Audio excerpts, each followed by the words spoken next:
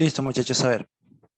Miren, el día de hoy nos toca la segunda clase, la segunda sesión del diplomado de SQL Server. El día de hoy vamos a tocar el tema de preparación de datos. Ya hemos visto una primera parte, hemos conocido las consultas básicas, hemos hecho nuestras primeras consultas con Select, tuvimos una pequeña introducción a lo que era el uso de la herramienta de SQL Server. Ahora vamos a aprender un poquito más de la preparación de los datos y vamos a también ver las consultas base que nos faltó hacer, porque no hemos hecho todavía lo que son insert, update o delete, ni tampoco las creaciones ni modificaciones de las tablas. Ok, así que el día de hoy vamos a crear nuestras propias tablas.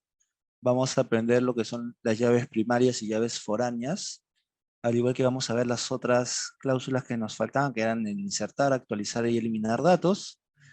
Vamos a aprender también a modificar las tablas, a eliminar las tablas y también a truncar. Y vamos a ver cuál es la diferencia entre un truncamiento de tablas y también a lo que es eliminar los datos de la tabla. Y finalmente vamos a acabar con una importación de datos. Vamos a importar datos de un Excel o un CSV o un TXT hacia el SQL Server. ¿Ok? Entonces, si hay mucho que tenemos que ver el día de hoy para cerrar toda esta parte de preparación de datos y bueno, las cláusulas básicas que nos va a servir más adelante. Vamos a ir, digamos, complementando estas cláusulas con otras más que vamos a aprender en el camino.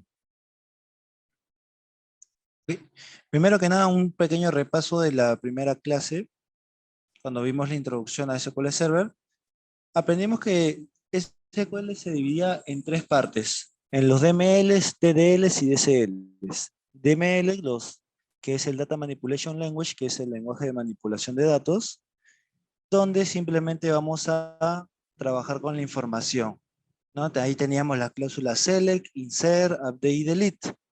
Los DDLs, que son los Data Definition Language, que son para poder definir eh, objetos dentro de la base de datos, ¿no? Ahí encontrábamos lo que eran las cláusulas create, alter y drop. Y finalmente los DCL, que son los Data Control Language, que es más que todo para la gestión de accesos y permisos, ¿no? Ahí teníamos ya las cláusulas grant, revoke y deny. Y bueno, dijimos que la parte de DCLs en realidad no es algo que vayamos a ver tan a detalle porque nosotros no nos vamos a dedicar a una parte de administración de base de datos, sino más que todo a poder trabajar con la información, poder consultarla, poder explotar esta información con la herramienta de SQL, ¿no? Muy bien, lo primero que vamos a hacer es entender nuestra base de datos. Nosotros tenemos una base de datos restaurada en sus equipos que es la TSQL. ¿Sí? Que es esta base de datos TSQL. Esta base de datos tiene las siguientes tablas que podemos ver en pantalla, ¿no? Tenemos una tabla suppliers, que son los proveedores, productos, categorías, clientes, órdenes, detalle de órdenes, empleados y, bueno, lugares.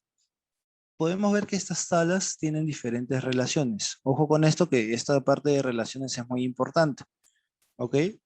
Y también, bueno, tenemos lo que son esquemas. No voy a entrar mucho a detalle de lo que es esquemas. Esquemas son básicamente un objeto que contiene diversos objetos más y es más que todo para poder llevar un orden dentro de la base de datos, ¿no?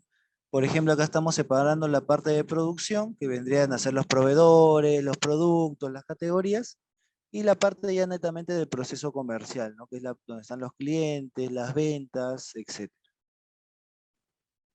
Aunque, muchachos, hay que entender que las tablas tienen relaciones entre ellas. Vamos a tocar este tema un poquito más a detalle ahora que vamos a ver las llaves primarias y foráneas.